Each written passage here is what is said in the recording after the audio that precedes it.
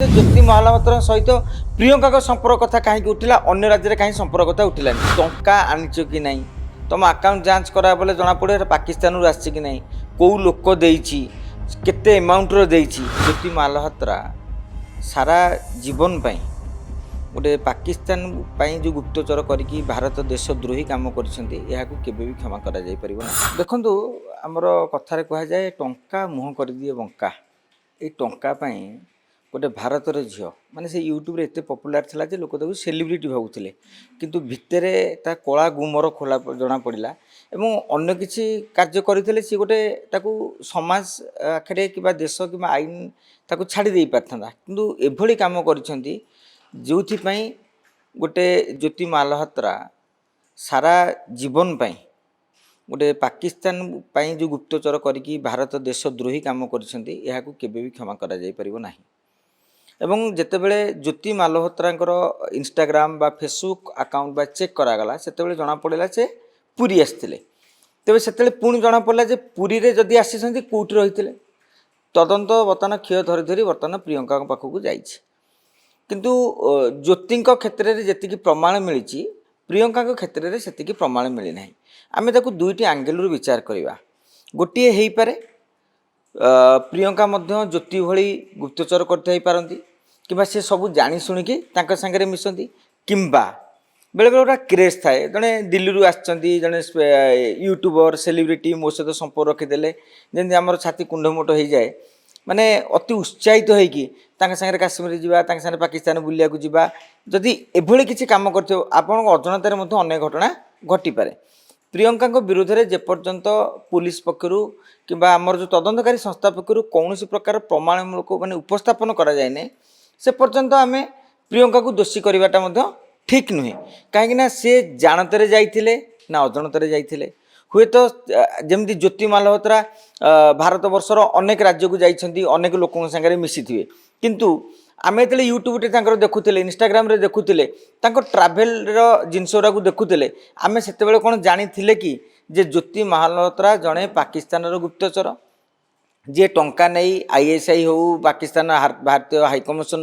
जो पाकिस्तान में जो हाईकम भारत में थी पाक हाईकमिशनर को हो तथ्य दौथे देशद्रोही काम करुवे मु भावुची ताकू आहुरी तदंत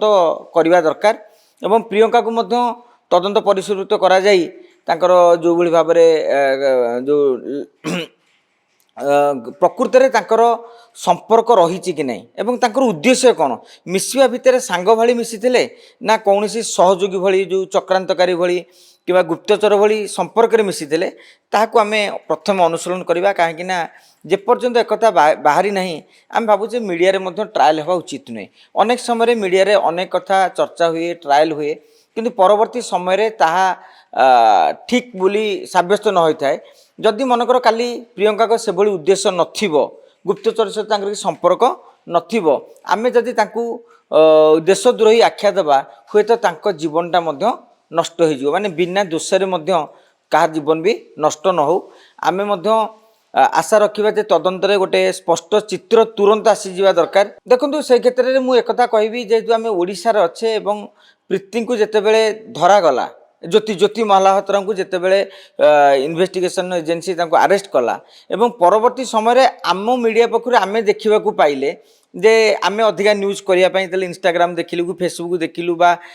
गूगल रे सर्च कलु ज्योति महापात्रा इन पुरी कि ज्योति महापात्रा इन ओडिशा एटा माइला को फटोटी आसला तेणु जो पुरी रे आसला एठाकर पुलिस दायित्व रहा काले जदि काली आमको कहब जे सेठाकर तथ्य कौन मु भावुची ता पूर्वरु एमाने प्रियंका को तदंत परिसरभुक्त कर पचरा उचरा करमिति नुहे जे गिरफ कर विरुद्ध में किसी प्रमाण ठोल कराई एवं प्रियंका आम जहाँ देखुचे गणमाध्यम स्पष्ट कथा भी कहते जे हुए तो मन भर लुचई कही पारती से तो तदंत हेले जना पड़ो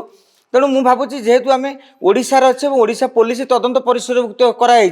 से बोधे आम भावुचे ज्योति महापात्रा सहित प्रियंका संपर्क कथा कहीं उठिला अन्य राज्य में कहीं संपर्क कथा उठिलानी हुए तो अन्य राज्य मानक तदंत परिसरभुक्त माने ज्योति जो जोटी जाइए तदंत परिसरभुक्त କରାଯାଇଥିବ ସେ ତଥ୍ୟ ଲୋକଲୋଚନକୁ ମଧ୍ୟ ଖୁବ୍ ଶୀଘ୍ର ଆସିଯିବ। ଆପଣ ଦେଖୁଥିବେ ବିଗତ 3 ଦିନରେ ପାଖାପାଖି 11 ଜଣ ଗୁପ୍ତଚର ମାନେ ଯେଉଁମାନେ ପାକିସ୍ତାନକୁ ତଥ୍ୟ ଦେଉଥିଲେ ତାଙ୍କୁ ଧରାଯାଇଛି। ଆଗାମୀ ଦିନରେ ଆହୁରି ମଧ୍ୟ ଶହ ଶହ ଲୋକ ତଦନ୍ତ ପରିସରଭୁକ୍ତ ଥିବେ। ଅନେକ ପ୍ରିୟଙ୍କାକୁ ମଧ୍ୟ ତଦନ୍ତ ପରିସରଭୁକ୍ତ ଥିବେ। କିନ୍ତୁ ଦେଖିବାର ଅଛି ଯେ ପ୍ରକୃତରେ ଘଟଣାଟା କ'ଣ ଥିଲା। ପ୍ରମାଣ ନ ମିଳିବା ପର୍ଯ୍ୟନ୍ତ ଆମେ କାହାକୁ ଦୋଷୀ ସାବ୍ୟସ୍ତ କରିବା ଉଚିତ ନୁହେଁ। ମିଡ଼ିଆ ଟ୍ରାଏଲ୍ ମଧ୍ୟ କରିବା ଉଚିତ ନୁହେଁ। ଜ୍ୟୋତିଙ୍କି ଆମେ ଏଇଥିପାଇଁ ମିଡ଼ିଆ ଟ୍ରାଏଲ୍ କରିପାରିବା ଯେହେତୁ ତାଙ୍କ ନାମରେ ଅନେକ ଅଭିଯୋଗ ଆସିଛି। ଯେହେତୁ ସେ ପାକିସ୍ତାନ ହାଇକମିଶନରଙ୍କ ସହ କିମ୍ବା ISI ଏଜେଣ୍ଟଙ୍କ ସହ ସିଧାସଳଖ ସମ୍ପର୍କ ରହିଥିବାର ପ୍ରମାଣ ମିଳିସାରିଛି। ଦେଖନ୍ତୁ ଏଇଟା ଆପଣ ଯେଉଁଟା କହୁଛନ୍ତି ସେଇଟା ଗୋଟେ ପୋଲିସର ମୋଡୁସ୍ ଅପେରେଣ୍ଡି। ମାନେ ସେଇଟା ମାନେ ଯେତେବେଳେ ଆପଣ ତଦନ୍ତ ପରିସରଭୁକ୍ତ ଯିବେ ଟଙ୍କା ଆଣିଛ କି ନାହିଁ, ତୁମ ଆକାଉଣ୍ଟ ଯାଞ୍ଚ କରାଗଲେ ଜଣାପଡ଼ିବ ଏଟା ପାକିସ୍ତାନରୁ ଆସିଛି କି ନାହିଁ, କେଉଁ ଲୋକ ଦେଇଛି, କେତେ ଆମାଉଣ୍ଟର ଦେଇଛି।